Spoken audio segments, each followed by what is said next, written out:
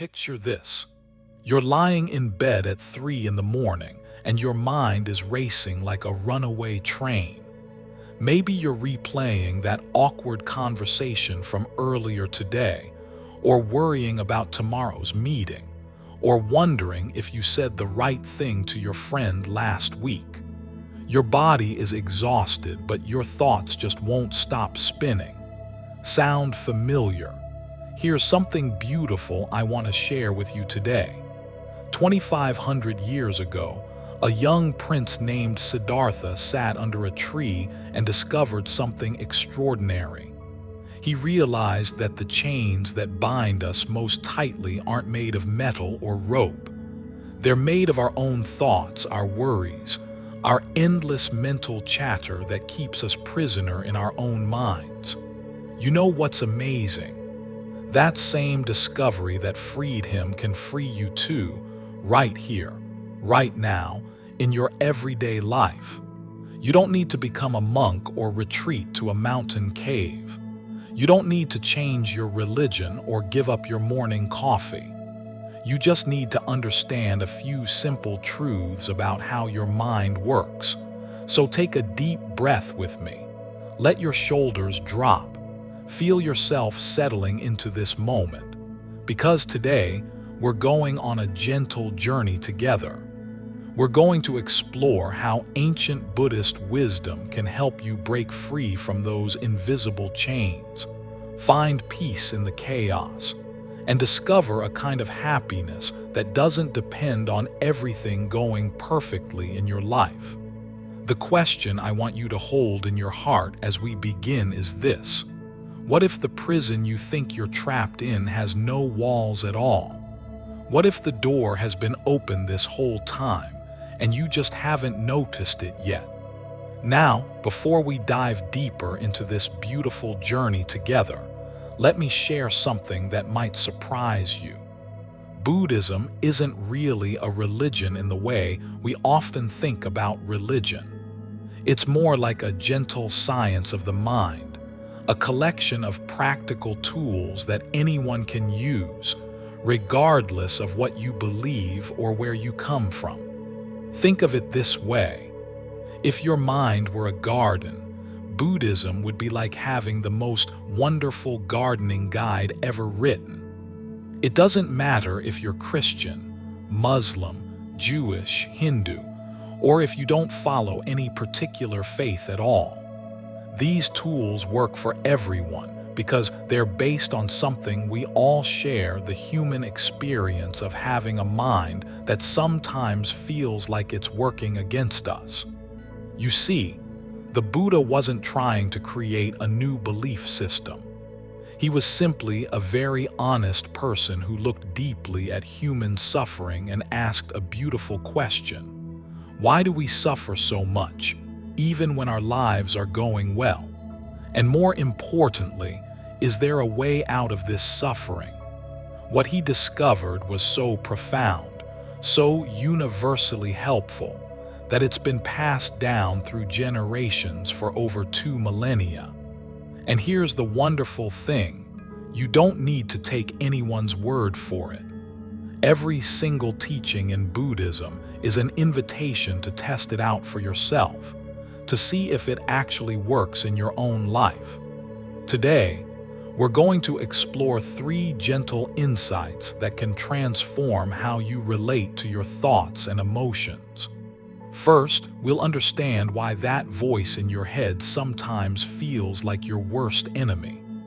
Then, we'll discover where all that mental noise actually comes from, and why understanding this is so liberating. Finally, we'll learn some beautifully simple practices that can help you find peace right in the middle of your busy, complicated, perfectly imperfect life. The most beautiful part: you can start feeling the benefits right away. Not in some distant future when you've become enlightened, but today, in this very moment as we breathe together. Let's start with something that might sound a bit heavy at first, but I promise it leads to the most beautiful lightness. The Buddha's first great insight was about something he called dukkha, which is often translated as suffering, but it's actually much more nuanced and hopeful than that sounds. You know that feeling when you finally get something you've been wanting for so long, maybe a new job, a relationship, or even just a perfect sunny day. And then, almost immediately, there's this little whisper in your mind saying, but what if I lose this? Or this isn't quite what I expected. That's dukkha. It's not just the big, obvious pain in life, though that's certainly part of it. Think about it this way. There are really three flavors of this restlessness that we all experience. The first one is the obvious stuff. When we're sick, when we lose someone we love, when things genuinely go wrong. We all know this one intimately, and it's perfectly natural. Even the Buddha never promised to eliminate this kind of pain. It's just part of being human. But then there's the second flavor, and this one is fascinating. It's the suffering that comes from the fact that everything changes. Everything. Even the most beautiful sunset eventually fades. Even the most perfect vacation comes to an end. Even the most wonderful feeling doesn't last forever. And somewhere deep down, we're always slightly anxious about this, aren't we? We're always trying to hold onto the good stuff and push away the not-so-good stuff. Here's where it gets really interesting, though. The third flavor of dukkha is the one that causes us the most trouble, and it's also the one we have the most power over. It's the suffering we create with our own thoughts and reactions. It's when we take that natural pain of life and multiply it by 10, by 100, by 1,000, through worry, through regret, through endless mental storytelling. Let me give you a modern example. Imagine you post something on social media and nobody likes it. The first tiny sting of disappointment, that's natural. But then your mind starts spinning. Nobody likes me. I'm so awkward. I shouldn't have posted that. Everyone probably thinks I'm weird. Maybe I should delete it. But if I delete it now, that's even more embarrassing. And suddenly, you're lying awake at 3 in the morning, your heart racing over something that happened on a screen. That's the third kind of dukkha, the kind we create ourselves. And here's the beautiful thing. Once you start to see this pattern, once you begin to notice how your mind takes a small discomfort and turns it into a whole drama, you can begin to step back from it. You can say, "Oh, hello again, worried mind. I see what you're doing." The Buddha wasn't being pessimistic when he talked about suffering. He was being incredibly optimistic. He was saying, look, a lot of the pain we experience is optional. We're creating it ourselves, which means we can also uncreate it. It's like realizing you've been wearing shoes that are too tight all day, and then discovering you can simply take them off. You know what's wonderful? Just understanding this can already bring relief. When you realize that your mind has been like a storyteller who's gotten a bit carried away, you can start to listen to those stories with a gentle smile instead of believing every word. You can notice when your thoughts are creating suffering and say, "Ah, there goes my mind again, making mountains out of molehills." This isn't about never feeling sad or worried or disappointed. It's about not adding extra layers of suffering on top of the natural ups and downs of life. It's about learning to dance with whatever comes, rather than fighting it or trying to control it all the time.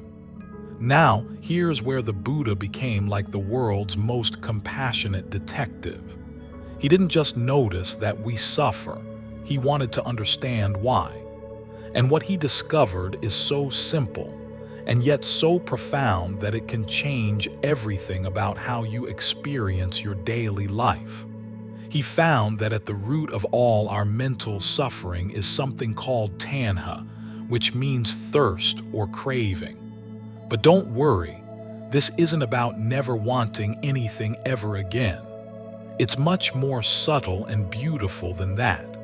Think about what happens when you're really thirsty. You can't focus on anything else, can you? Your whole being becomes consumed with finding water. That's exactly what our minds do with everything we encounter. We're constantly in a state of mental thirst, wanting things to be different than they are, wanting more of what we like, wanting less of what we don't like, wanting to become someone else, or sometimes even wanting to escape from existence altogether. Here's what's so fascinating. This thirst never gets permanently satisfied. You know that feeling when you buy something you've been wanting for months, and for a moment you feel complete. But then, almost immediately, there's a new want, a new craving, a new "if only I had this, then I'd be happy." It's like drinking salt water. It never quite quenches the thirst, does it? Let me share something with you that might seem strange at first, but stay with me because it's incredibly liberating. The Buddha discovered that this constant craving comes from a fundamental misunderstanding about who we are. We think we're this solid, permanent self that needs to be protected, fed, entertained, and validated all the time. But what if that's not actually true? Take a moment right now and ask yourself, who is thinking your thoughts? Who is feeling your feelings? Who is listening to these words? There's this sense of I that seems to be observing everything, right? But when you really look for this I, when you try to pin it down, it's surprisingly hard to find. Here's a gentle experiment you can try. Close your eyes for just a moment and notice your thoughts. Maybe you're thinking about what you had for lunch, or what you need to do tomorrow, or how comfortable you are right now. Notice that there's the thought, and then there's the part of you that's aware of the thought. They're different, aren't they? The thought comes and goes, but the awareness remains. This is one of the most beautiful discoveries you can make. You are not your thoughts. You are the spacious awareness in which thoughts arise and pass away, like clouds moving across the sky. The sky doesn't get upset when storm clouds appear, and it doesn't try to hold onto the beautiful sunset clouds. It just lets them all pass through. But here's what happens when we don't understand this. We identify completely with every thought and feeling that arises. When an anxious thought appears, we say, "I am anxious." When a sad feeling comes up, we say, "I am sad." When we have a desire, we say, "I want this." And then we spend enormous amounts of energy trying to get rid of the bad thoughts and feelings and hold onto the good ones. It's like being in a movie theater and forgetting that you're watching a movie. You get completely absorbed in the drama on the screen, your heart racing during the scary parts, crying during the sad parts, cheering during the happy parts. But what if you could remember that you're sitting safely in your seat, watching it all unfold? The movie becomes much more enjoyable when you're not completely lost in it. Here's something that might sound radical, but it's actually incredibly freeing. Most of our suffering comes not from what happens to us, but from our resistance to what happens to us. The Buddha taught about two arrows. When something difficult happens in life, that's the first arrow, and it's unavoidable. Someone you love gets sick, you lose a job, you have a disagreement with a friend. These things are part of life. But then we shoot ourselves with the second arrow. This shouldn't be happening. Why me? "This is terrible. I can't handle this. What if it gets worse?" We take that natural pain and multiply it with our mental resistance, our storytelling, our wishing things were different. The most beautiful thing is that while we can't always avoid the first arrow, we have complete choice about whether to pick up the second arrow.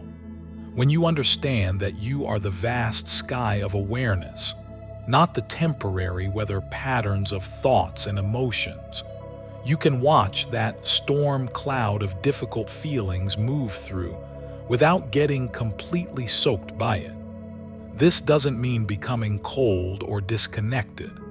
If anything, it means becoming more genuinely compassionate both toward yourself and others. When you stop fighting so hard against your own experience, when you stop trying to be perfect all the time, you naturally become more gentle, more patient, more present. You realize that everyone around you is dealing with their own mental weather, and you can meet them with understanding rather than judgment. The mind that understands its own nature is like a mother watching her child play. Even when the child gets upset or excited, the mother remains calm and loving, knowing that this too shall pass. This is the kind of relationship you can have with your own thoughts and feelings, loving, aware, but not overwhelmed. Now comes the most beautiful part of our journey together. After understanding that we create much of our own suffering, and after seeing how our minds work, the natural question arises. Okay, so how do I actually find freedom from all this mental spinning? The Buddha's answer is like receiving the most precious gift. Complete liberation from suffering is possible. Not just managing it better, not just coping with it, but actually stepping into a kind of peace that doesn't depend on everything in your life going perfectly. He called this state nirvana, which literally means blowing out, like gently blowing out a candle flame of craving and mental agitation. Now, before you start thinking you need to become some kind of saint floating on a cloud, let me reassure you. This freedom isn't about never feeling emotions again or becoming some kind of emotionless robot. It's actually the opposite.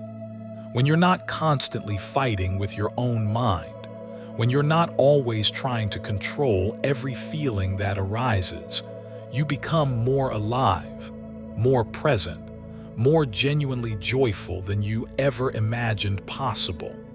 Think of it like this. Imagine you've been carrying a heavy backpack full of rocks for so long that you forgot you were carrying it.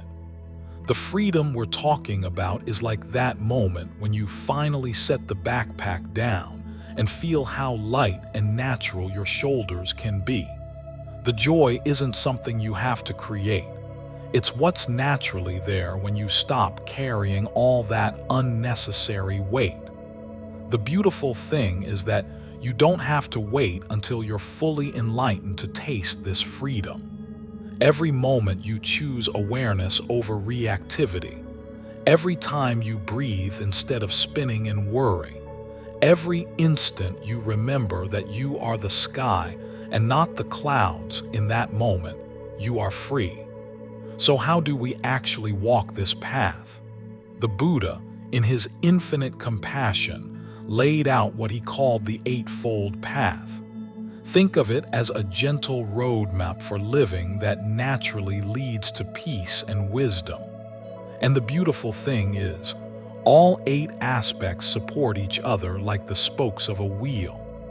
Let's start with right understanding and right intention, because these form the foundation of everything else. Right understanding is simply seeing life as it actually is, rather than through the filter of our wishful thinking or fears.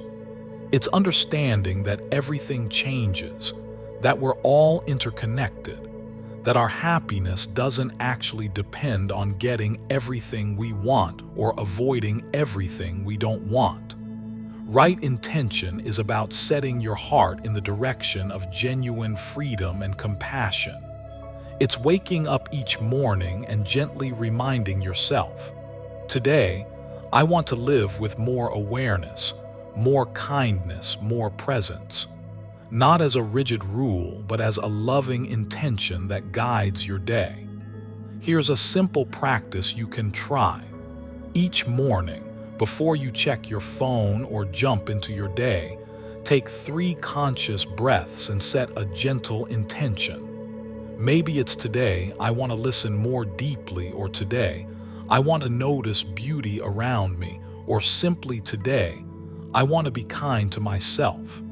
This tiny practice can transform your entire day. Next, we have right speech, right action, and right livelihood, the ethical foundation that creates the conditions for inner peace. Now, ethics in Buddhism isn't about following rigid rules because someone told you to. It's about understanding that how we speak and act directly affects the quality of our own minds. When you speak with honesty and kindness, when you act with integrity, when you earn your living in a way that doesn't harm others, you create a kind of inner harmony. It's like tuning an instrument. When all the strings are in harmony, the music becomes naturally beautiful. Your conscience becomes clear, your heart becomes light, and your mind becomes naturally more peaceful. In our modern world, this might mean being mindful about how you communicate on social media, choosing work that aligns with your values when possible, or simply pausing before you speak to ask, is this true? Is this helpful? Is this kind? Now we come to the final 3 aspects, which are all about training the mind itself. Right effort, right mindfulness, and right concentration. These work together like a gentle but persistent river that eventually carves through even the hardest rock of mental habits. Right effort is finding that perfect balance, not too tight, not too loose. It's like tuning a guitar string. Too loose and it won't make any sound, too tight and it will snap. In your spiritual practice, this means being consistent but gentle with yourself. It means showing up day after day, but without forcing or straining. Maybe you commit to 5 minutes of mindful breathing each day, or to taking 3 conscious breaths whenever you feel stressed. The key is finding something sustainable that you can do consistently, rather than grand gestures that you can't maintain. Right mindfulness is perhaps the most practical and immediately helpful aspect of the path. It's simply learning to be present with whatever is happening right now, without immediately judging it as good or bad, without immediately trying to change it or escape from it. Try this right now. Notice 5 things you can see around you. Really see them as if you're seeing them for the first time. Notice their colors, their shapes, the way light falls on them. Feel how this simple act of attention brings you immediately into the present moment, away from the worried thoughts about the future or regrets about the past. This is mindfulness, not a special state you have to achieve, but simply the natural awareness that's always available to you. You can be mindful while washing dishes, while walking to work, while listening to a friend. It's like turning on a gentle light in your mind that illuminates whatever is happening right now. And finally, right concentration, the practice of training your mind to be stable and clear. This is where meditation comes in.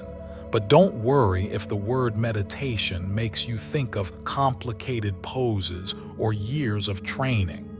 The most powerful meditation is often the simplest.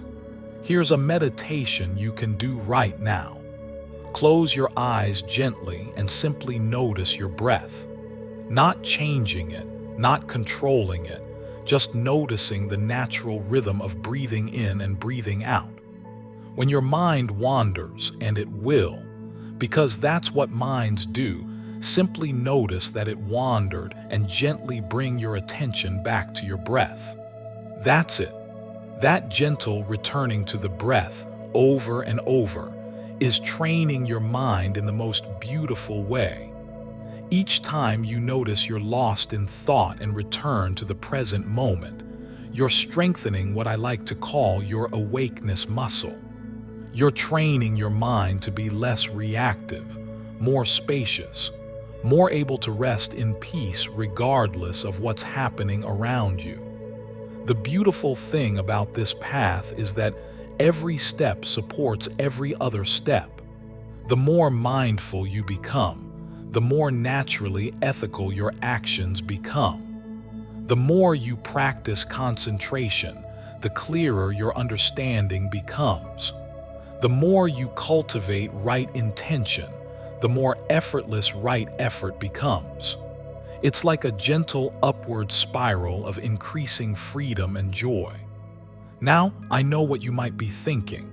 This all sounds beautiful, but I live in the real world. I have bills to pay, deadlines to meet, relationships to navigate, and a phone that never stops buzzing. How do I actually apply these ancient teachings to my modern, messy, complicated life? Here's the wonderful secret. You don't need to change your entire life to start experiencing the benefits of these teachings. You don't need to give up your career, your relationships, or your morning coffee. Buddhism isn't about escaping from life. It's about showing up more fully to the life you already have. Let me share 3 incredibly simple practices that you can weave into your day, starting tomorrow, that can gradually transform your experience from the inside out. The first practice takes literally 30 seconds and happens before you even get out of bed. Instead of immediately reaching for your phone or jumping into mental planning mode, simply lie there for a moment and set a gentle intention for your day. It might be today, I want to be present, or today, I want to be kind to myself, or today, I want to listen deeply. This tiny practice creates a foundation of awareness that will support you throughout your entire day. Think of it as planting a seed of mindfulness that will grow quietly in the background of all your activities. You're not promising to be perfect. You're simply setting a direction, like a compass pointing toward greater peace and wisdom. The second practice is what I call the 3 breaths technique, and it's probably the most practical gift I can offer you today. Whenever you notice stress, anxiety, frustration, or any kind of mental spinning, simply take 3 conscious breaths. Not deep, dramatic breaths that make you feel self-conscious in public, but just 3 moments of returning to your body, to this moment, to the simple miracle of breathing. Breath in, knowing you're breathing in. Breathe out, knowing you're breathing out. Do this 3 times. That's it. You can do this in a meeting, in line at the grocery store, before a difficult conversation, after receiving bad news. These 3 breaths create a tiny space between you and your automatic reactions, and in that space, wisdom can arise. The third practice happens at the end of your day and takes just a few minutes. Before you go to sleep, gently reflect on your day with curiosity rather than judgment. Ask yourself, what created suffering for me today? What brought me peace? Not to criticize yourself, but to learn from your own experience. Maybe you noticed that scrolling social media for an hour made you feel anxious and disconnected. Maybe you realize that the 5 minutes you spent listening to birds outside your window brought unexpected joy. This gentle evening reflection helps you become your own wise teacher, learning what truly nourishes your spirit and what creates unnecessary suffering. Now, let me address some common misunderstandings that might be holding you back from exploring these teachings. Some people think Buddhism is pessimistic because it talks about suffering. But actually, Buddhism is profoundly hopeful. It's saying that no matter how stuck you feel right now, no matter how many times your mind has spiraled into worry or despair, freedom is always possible. Every moment is a fresh start. Others worry that practicing Buddhism means you have to give up ambition, success, or enjoying life's pleasures. But that's not what these teachings are about at all. It's about changing your relationship with these things. You can still work toward your goals, but without the desperate attachment that makes every setback feel like the end of the world.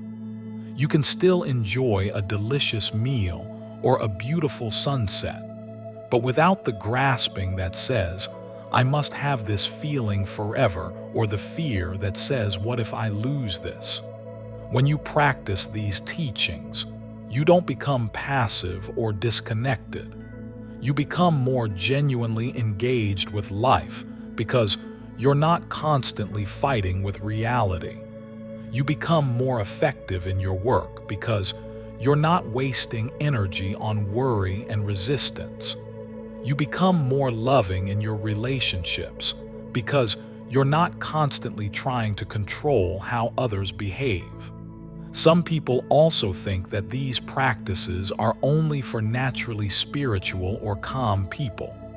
But the truth is, the most dedicated practitioners are often people who have struggled the most with anxiety, depression, anger, or addiction. These teachings aren't for people who already have perfect lives. They're for people who are beautifully, messily human. You don't need to sit in perfect lotus position for hours. You don't need to understand complex philosophical concepts. You don't need to be vegetarian or give up your favorite TV shows. You just need to be willing to pay attention to your own experience with kindness and curiosity. The most beautiful thing about integrating these practices into modern life is that they work from the inside out. As you become more peaceful within yourself, you naturally contribute to peace in your family, your workplace, your community. As you become less reactive and more responsive, you inspire others around you to slow down and breathe. As you practice genuine presence and listening, you offer one of the rarest and most precious gifts in our distracted world. Your spiritual practice becomes a gift not just to yourself, but to everyone whose life you touch. And in our interconnected world, where stress and anxiety can spread so quickly, choosing to cultivate inner peace is actually one of the most generous and practical things you can do. As we come to the end of our time together, I want you to take a moment to notice how you feel right now. Maybe there's a little more space in your mind, a little more softness in your heart, a little more awareness of the breath flowing gently in and out of your body. This is not something I've given you. This peace was already there, waiting patiently beneath all the mental noise and worry. These ancient teachings simply help us remember what we already know deep down. The Buddha spent his entire life sharing one essential message. You have everything you need within you right now to be free. Not free from the natural ups and downs of human life, but free from the unnecessary suffering we add on top of those experiences. Free from the prison of your own worried thoughts. free to meet whatever comes with grace, wisdom, and an open heart. Think about what we've discovered together today. We've seen that much of our suffering comes not from what happens to us, but from our resistance to what happens to us. We've learned that the voice in our head that seems so solid and permanent is actually more like weather passing through the vast sky of our awareness. We've explored a gentle path that anyone can walk, regardless of their background or beliefs, that leads naturally toward greater peace and genuine happiness. But here's what I want you to remember most. This isn't about becoming perfect. It's not about never feeling anxious or sad or frustrated again. It's about developing a different relationship with all those feelings when they arise. It's about discovering that you are much more spacious, much more resilient, much more fundamentally okay than you might have believed. Your journey to inner freedom truly does start with a single mindful breath. Right now, as you're listening to these words, you can take that breath. You can notice the miracle of this moment, the fact that you're alive, that you're aware, that you have the capacity to learn and grow and wake up more fully to the beauty that's always surrounding you. The practices we've talked about today, setting a morning intention, taking 3 conscious breaths when you're stressed, reflecting gently on your day before sleep, these aren't just techniques. They're invitations to remember who you really are beneath all the roles you play and all the stories your mind tells about yourself. Every time you choose awareness over reactivity, every time you respond with kindness instead of judgment, every time you pause and breathe instead of getting swept away by mental chaos, you're not just helping yourself. You're contributing to the healing of our world. In a time when so many people feel disconnected and overwhelmed, your presence, your peace, your genuine care becomes a beacon of hope for others. The Buddha's final words spoken to his closest disciples as he was dying were these: "Work out your salvation with diligence." What beautiful, encouraging words. He wasn't saying, "I'll save you," or "just believe what I tell you." He was saying, "You have everything you need. The path is clear. Now walk it with patience, with kindness toward yourself, with the gentle persistence of water flowing around obstacles." So as you go forward from this moment, remember that every breath is a new beginning. Every moment offers a fresh opportunity to choose peace over panic, presence over mental time travel, love over fear. The tools are here. The wisdom is available. Your own heart knows the way. You don't need to wait until tomorrow to start. You don't need to wait until you feel more ready or more worthy or less busy. This very moment, this very breath, is the perfect place to begin. And every time you forget, because you will, because we all do, you can simply begin again, with the gentle smile of someone who knows that awakening is not a destination but a way of traveling. Thank you for taking this journey with me today. May you find peace in the midst of chaos. May you discover the joy that doesn't depend on circumstances. May you remember again and again that you are already free. You just need to stop looking for the key to a door that was never locked. The path is beneath your feet. Your next breath is waiting. And the most beautiful adventure of all, the journey home to your own peaceful heart, is ready to begin.